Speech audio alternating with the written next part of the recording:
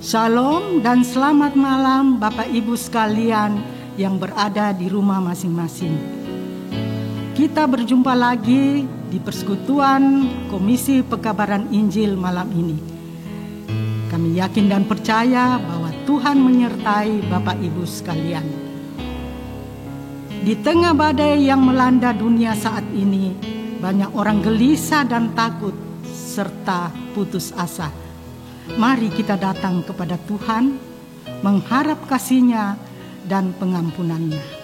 Satu pujian di tengah ombak dan arus pencobaan.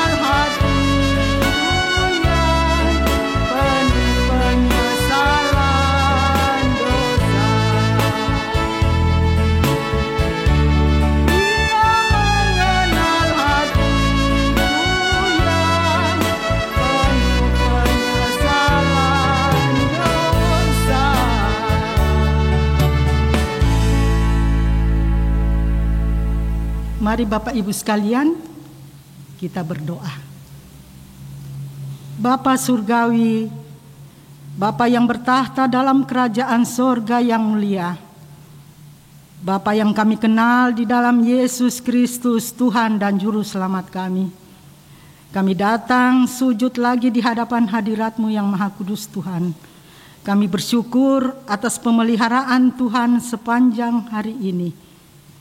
Kami bersyukur di Jumat Agung ini kami merayakan, mengingat akan Engkau Tuhan.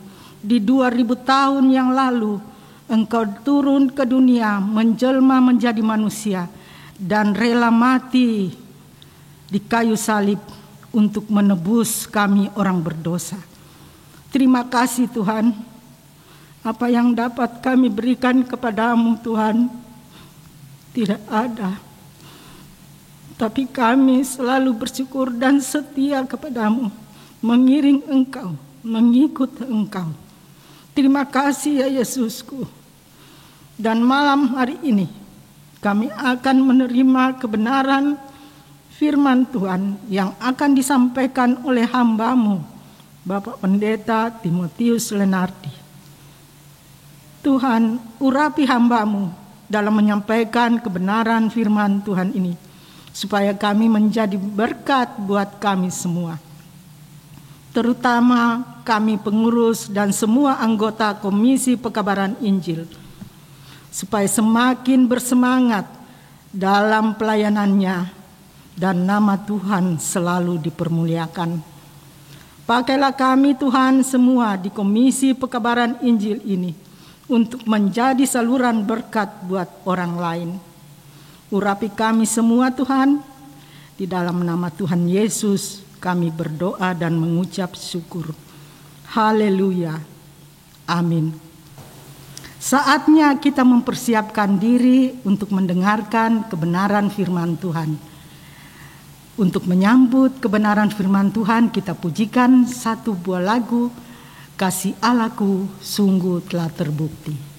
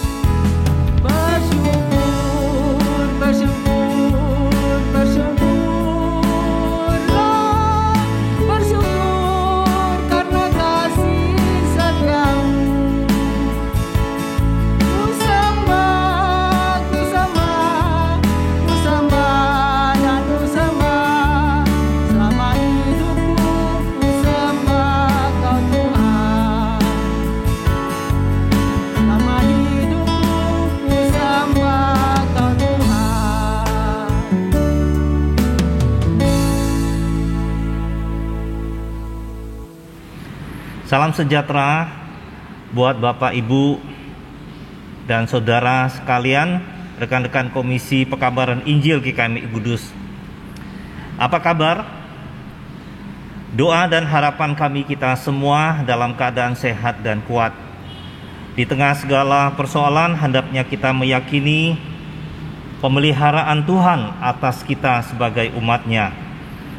Kita tetap setia mengerjakan tugas dan tanggung jawab kita, dan dengan sebaik-baiknya, serta kita saling tolong-menolong menanggung beban kehidupan bersama.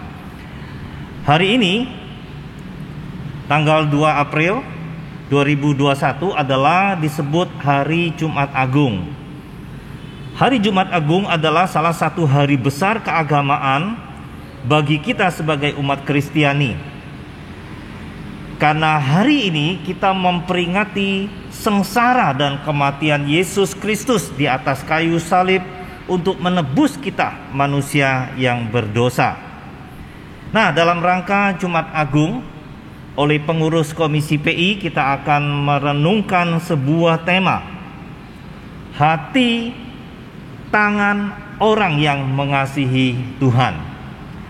Adapun tujuan tema ini adalah mengajak setiap umat untuk memahami bukti-bukti kasih kepada Tuhan dengan belajar dari sosok Maria yang menyambut Yesus dan memberikan persembahan yang terbaik kepadanya.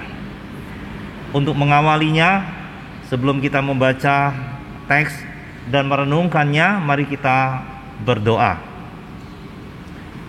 Ya Tuhan, dalam rangka memperingati Jumat Agung, kami membuka hati dan seluruh hidup kami untuk membaca dan merenungkan kebenaran firman-Mu.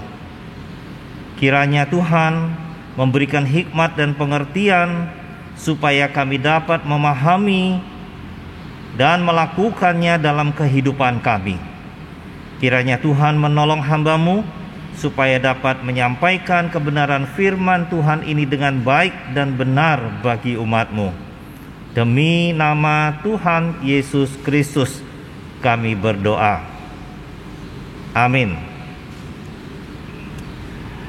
Seperti yang saya sebutkan di awal tadi, tema kita kali ini adalah hati dan tangan orang yang mengasihi Tuhan.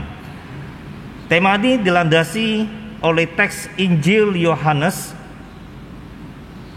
pasal 12 ayat 1 sampai 11.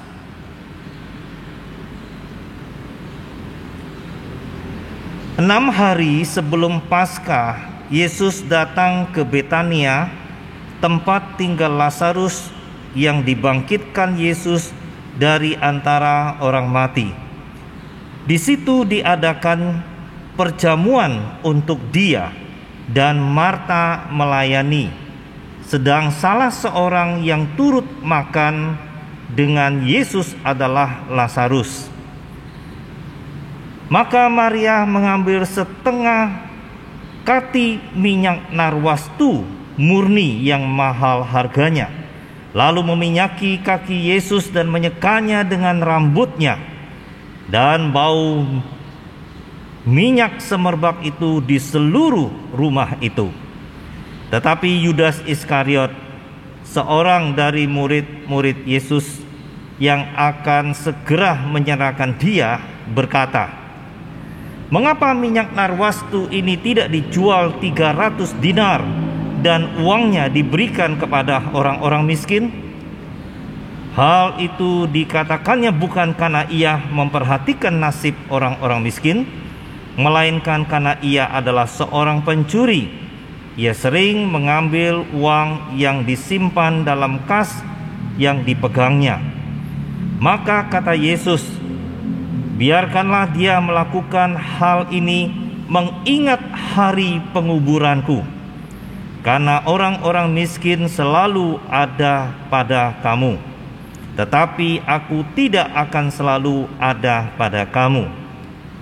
Sejumlah besar orang Yahudi mendengar bahwa Yesus ada di sana, dan mereka datang bukan hanya karena Yesus, melainkan juga untuk melihat Lazarus yang telah dibangkitkannya dari antara orang mati. Lalu imam-imam kepala bermufakat untuk membunuh Lazarus juga, Sebab karena dia banyak orang Yahudi meninggalkan mereka dan percaya kepada Yesus. Demikianlah firman Tuhan. Bapak, Ibu, dan saudara, saya akan memulai dengan kata hati dan tangan. Apa sih hati itu? Dan ada apa dengan tangan? Hati adalah pusat keinginan manusia, sementara melalui tangan manusia mewujudkan keinginan itu dalam bentuk tindakan atau perbuatan.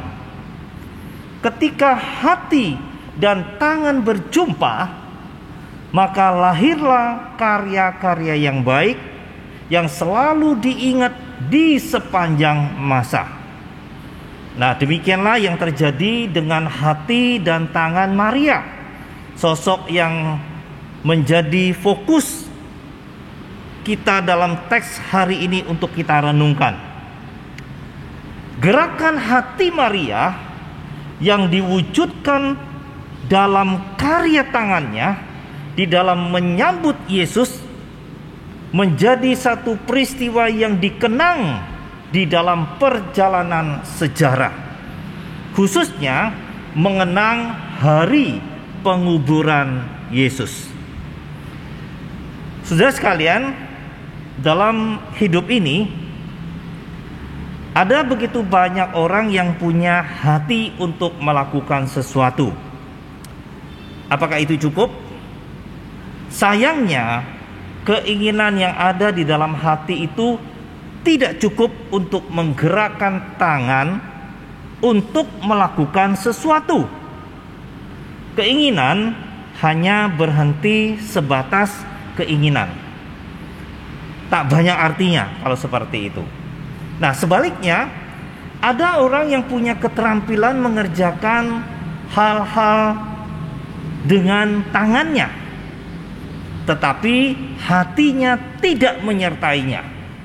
Jadi sekedar mengerjakan sesuatu demi sebuah formalitas atau tuntutan pihak lain.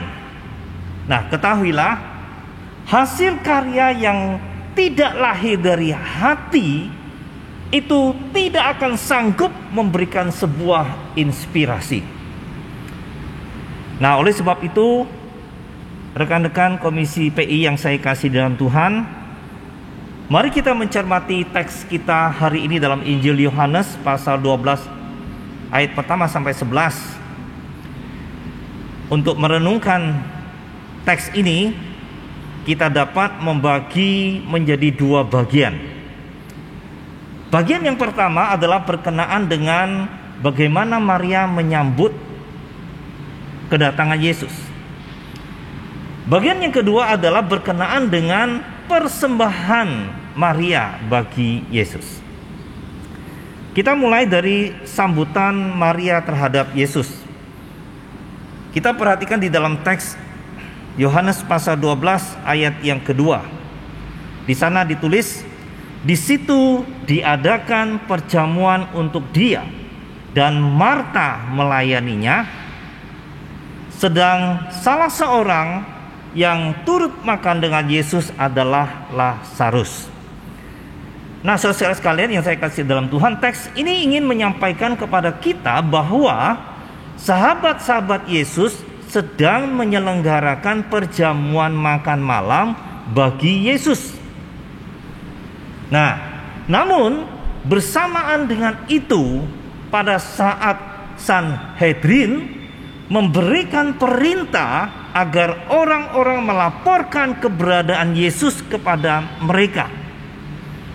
Sanhedrin ini atau yang disebut juga dengan Mahkamah Agama adalah dewan tertinggi agama Yahudi. Nah, sebutan Sanhedrin ini memiliki arti suatu dewan yang terdiri atas 71 anggota. Yesus di mata Sanhedrin adalah penjahat. Tetapi perlu diketahui bagi sahabat-sahabat Yesus, mereka punya pandangan tersendiri terhadap Yesus. Maka mereka mengadakan satu perjamuan makan malam untuk menyambut kehadiran Yesus dengan rasa syukur dan hormat. Nah, rekan-rekan Komisi PI yang saya kasih di dalam Tuhan, perjamuan makan malam ini di dalam konteks teks ini adalah sebuah perjamuan yang panjang. Tidak hanya sekedar datang, salam-salam, makan, selesai itu salam-salam terus pulang. Tidak.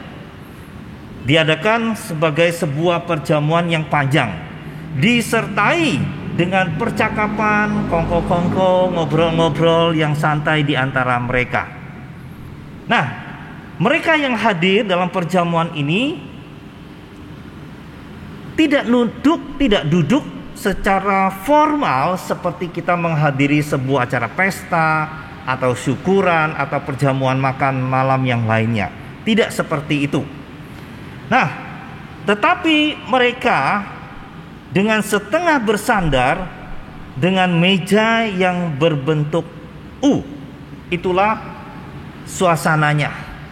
Saya ulang sekali lagi, mereka tidak datang duduk secara formal seperti kita menghadiri sebuah acara pernikahan atau bentuk duduk di sekitar meja atau sistem prasmanan, tidak. Tetapi mereka duduk dengan posisi setengah bersandar dengan meja yang berbentuk U. Nah, seperti itu posisinya. Nah, yang menjadi pertanyaannya adalah siapa saja yang hadir dalam perjamuan itu? Jawabannya adalah Yesus, para murid, di antaranya juga Maria, Marta, Lazarus. Dan kalau kita perhatikan, tentu saja sang tuan rumah yang kemungkinan besar yaitu adalah si Simon juga hadir. Simon yang sudah sembuh dari sakit kusta. Nah, tentu sekalian peristiwa ini bukanlah hal yang biasa dalam tradisi orang Yahudi, yaitu dalam konteks makan bersama di rumah seorang penderita kusta. Bisa saja Simon pada waktu itu sudah tahir dari kustanya, tetapi stigma atau pikiran orang tertentu sebagai penderita kusta ya tetap melekat ada pada orang itu. Wah, pasti ini tidak beres, ini bukan sesuatu yang pada umumnya. Nah, itulah sekalian suasana yang terjadi pada waktu itu. Lalu yang menjadi pertanyaan pula, apa sih tujuannya Yesus hadir dalam perjamuan makan malam itu? Yesus yang adalah seorang yang sederhana, yang bersahaja, dia diundang oleh siapa saja, orang yang pembesar maupun orang yang sederhana, dia hadir. Dia sangat bersahabat dengan siapa saja. Nah, oleh sebab itu dalam konteks ini kita perhatikan yang mengundangnya adalah Simon yang pernah mengalami kesembuhan dari sakit kusta.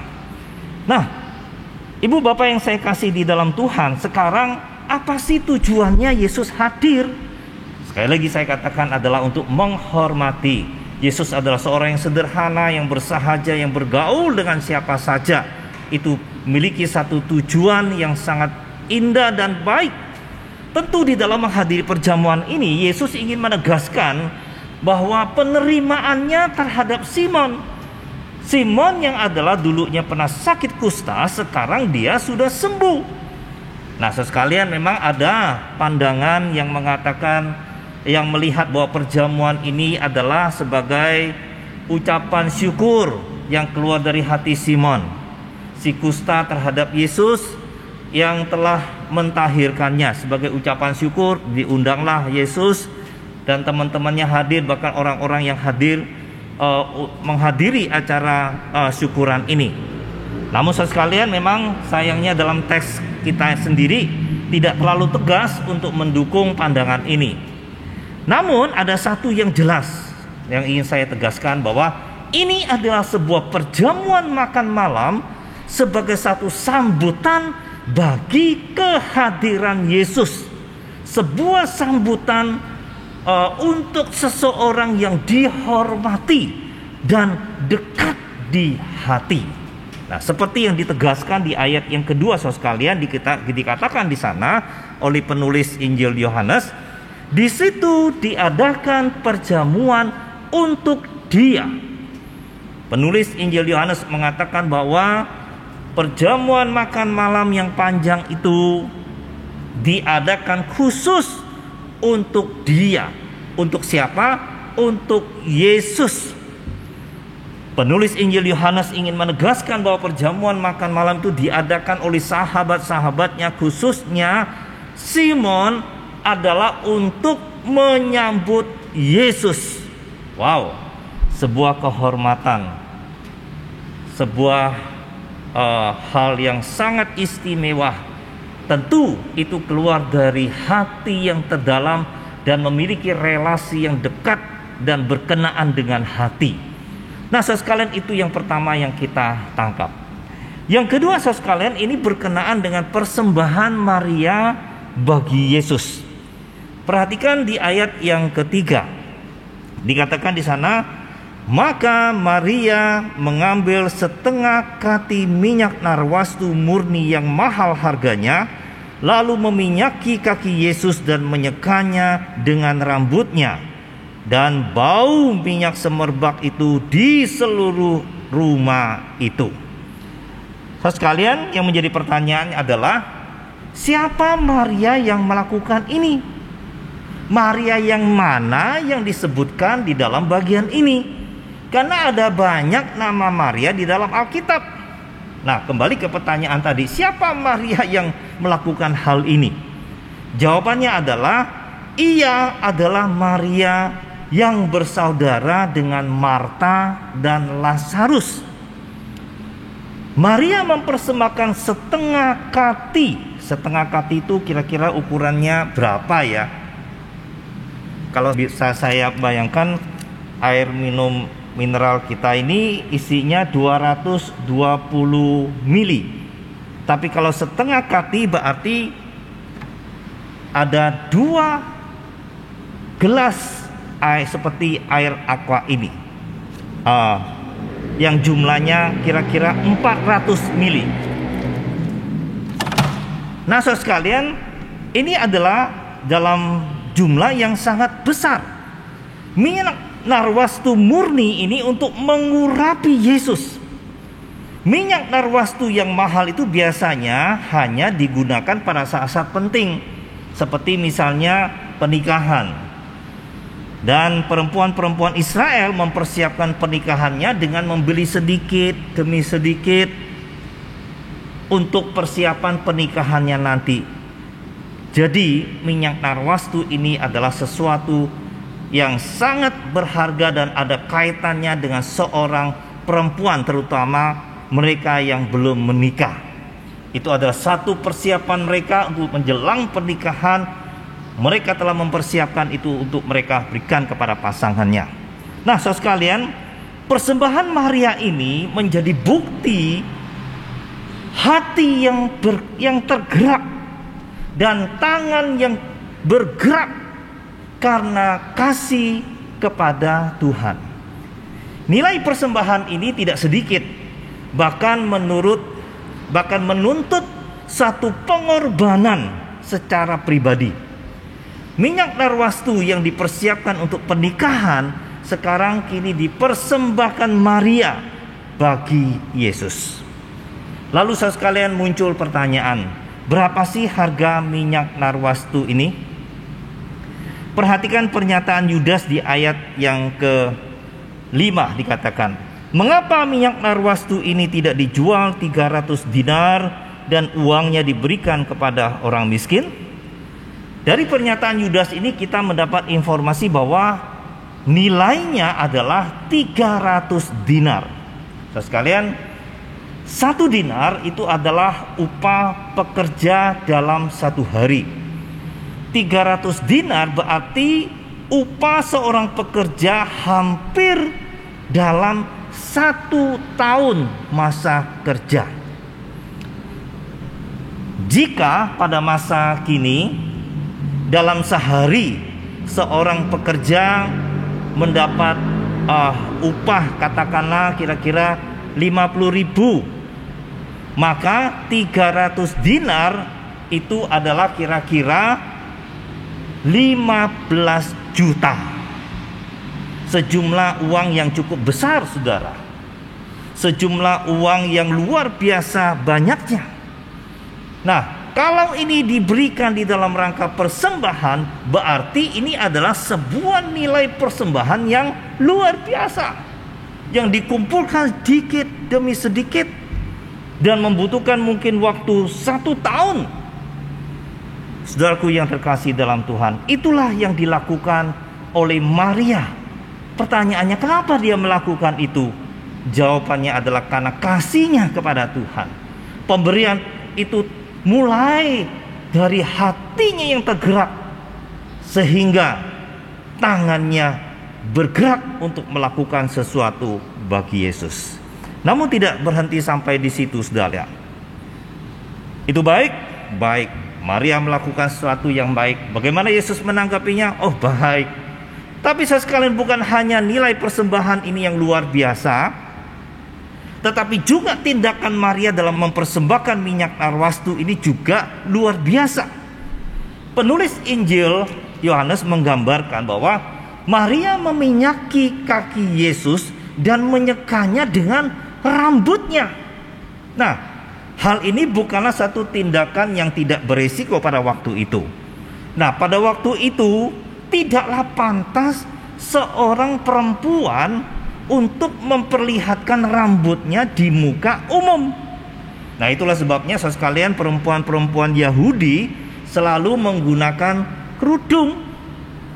Yang tidak berkerudung di muka umum berarti tanda ia bukan perempuan baik-baik.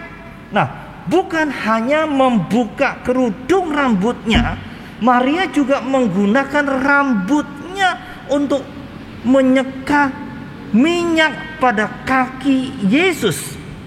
Ya, bayangkan sekalian, Maria menyeka kaki Yesus dengan rambutnya. Sedangkan kalau kita bandingkan dengan tindakan para murid pada perjamuan terakhir kelak, tidak ada yang bersedia menyeka kaki rekan-rekannya dengan tangannya, sedangkan Maria dengan rambutnya, saudara. Nah, di dalam konteks hari ini sekalian, tindakan Maria ini telah menjadi dan memberi teladan, contoh yang baik bagi kita pada masa sekarang di dalam hal memberi persembahan yang terbaik bagi Tuhan dan pekerjaannya. Pertanyaannya untuk kita renungkan bersama adalah, mengapa Maria melakukan hal ini? Apa yang menggerakkannya melakukan hal ini? Dapat dikatakan bahwa tindakannya ini terbilang agak berkelebihan pada konteks zamannya pada waktu itu. Tetapi mengapa ia melakukannya? Jawabannya menurut saya adalah karena Maria mengasihi Tuhan, dan itu baik, saudara. Namun sekalian, tindakan memberi yang terbaik bagi Tuhan seringkali tidak mendapat apresiasi dari orang-orang di sekitar. Kok bisa? Mengapa bisa seperti itu? Ya, menurut saya hal ini bisa saja terjadi dalam kehidupan real kita. Seperti di dalam kisah teks kita pada hari ini. Di satu sisi hati Maria yang tergerak, tangannya bergerak memberikan persembahan yang terbaik. Namun kenyataannya di sisi lain, tindakan Maria ini mendapat komentar sinis dari orang-orang yang hadir di sana. Yudas langsung berkata, mengapa minyak narwastu ini tidak dijual 300 dinar dan uangnya diberikan kepada orang-orang miskin? Sebuah keberatan yang menurut saya masuk akal. Walaupun penulis Injil Yohanes segera menambahkan bahwa hal ini dilakukan Yudas bukan karena peduli orang miskin, tetapi karena ia sering mencuri. Seperti yang ditegaskan di ayat yang ke-6, hal ini dilakukannya bukan karena ia memperhatikan nasib orang-orang miskin, melainkan karena ia adalah seorang pencuri. Dia sering mengambil uang yang disimpan dalam kas yang dipegangnya. Nah, selanjutnya saudara sekalian, atas apa yang dilakukan Maria ini terbilang agak berkelebihan pada zamannya. Yesus sendiri membela dan memberi pujian kepada Maria dengan mengatakan, biarkanlah dia melakukan hal ini mengingat penguburanku. Itu adalah hal yang istimewa. Saya ulang sekali lagi, biarlah dia melakukan hal ini untuk mengingat hari penguburanku. Saudaraku yang terkasih dalam Tuhan, kesimpulannya adalah, inilah sikap hati dan tindakan tangan seorang yang mengasihi Tuhan.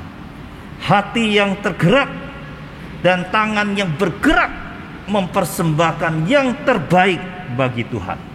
Akhirnya, marilah dalam rangka memperingati Jumat Agung, kita bukan saja mengenang kesengsaraan kematian Tuhan bagi kita, namun kita juga harus belajar dari sosok Maria yang tergerak hatinya dan diwujudkan di dalam karya tangannya dalam menyambut Yesus dan mempersembahkan yang terbaik.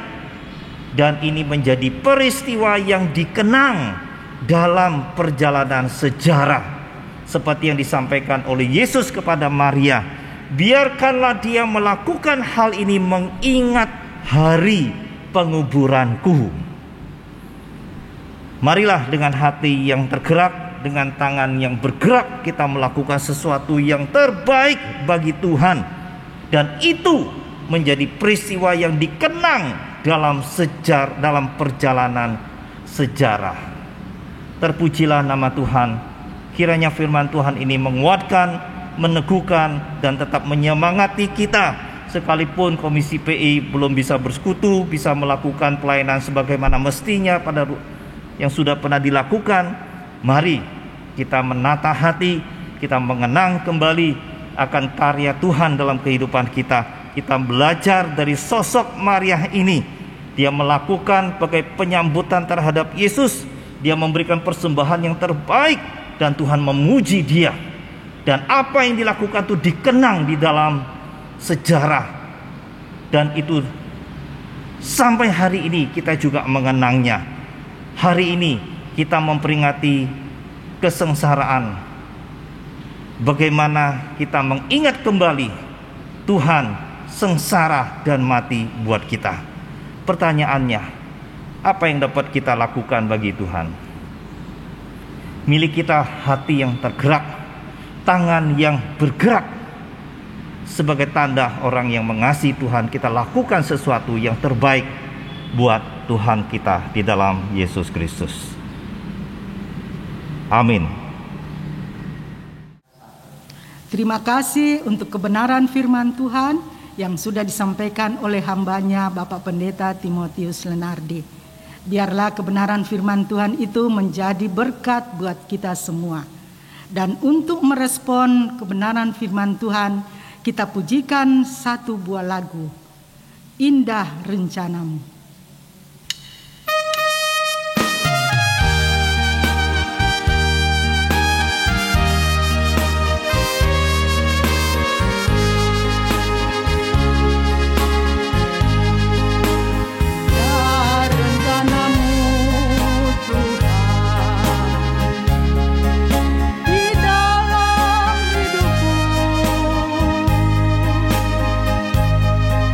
Walau ku tak tahu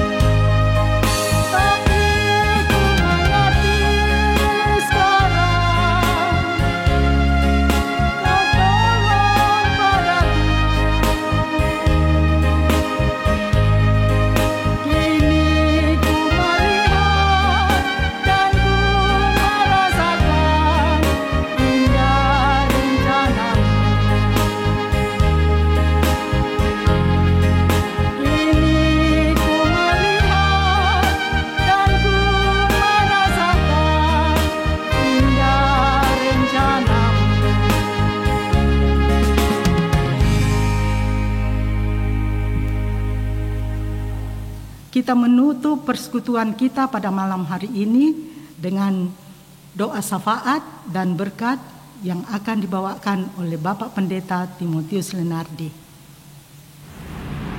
Mari kita berdoa.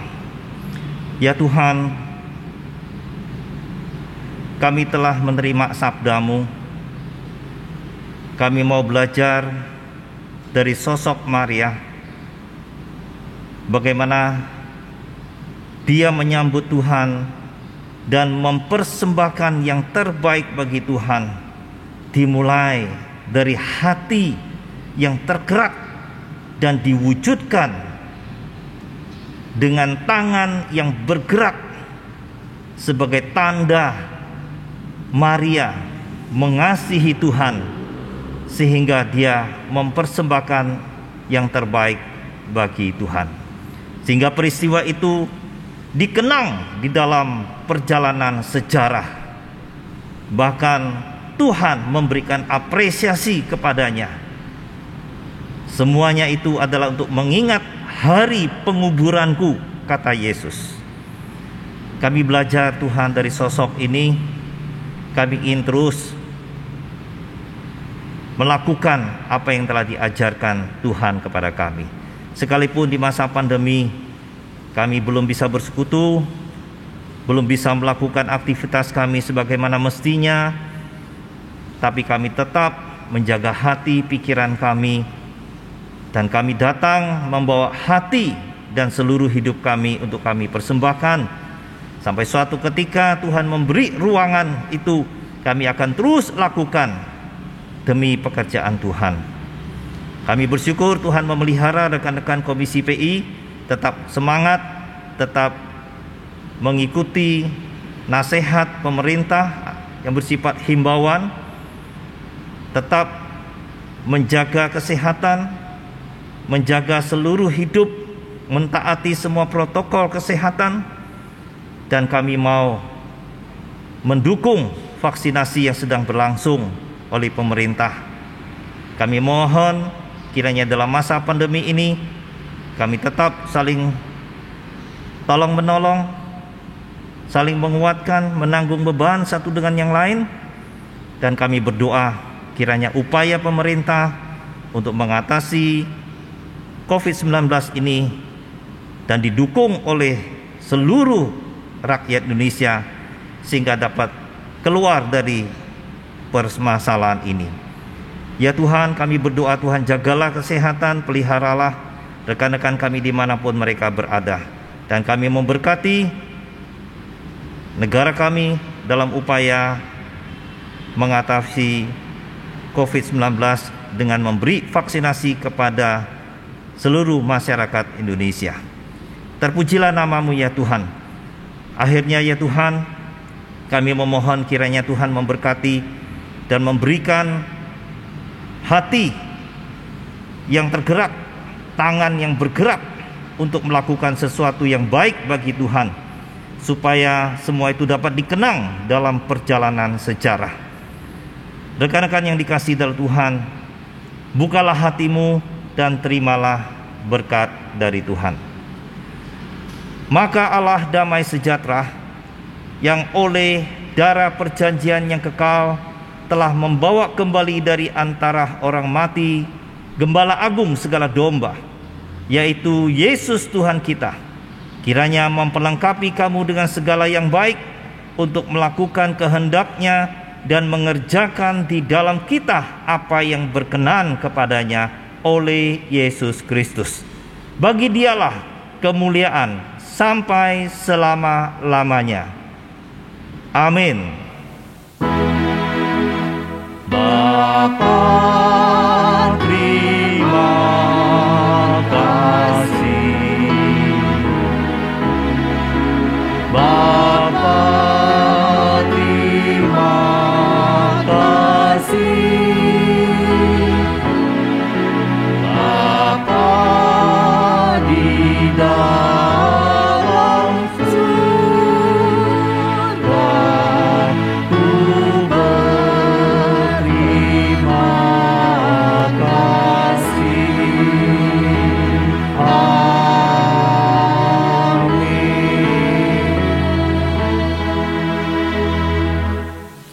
Terima kasih.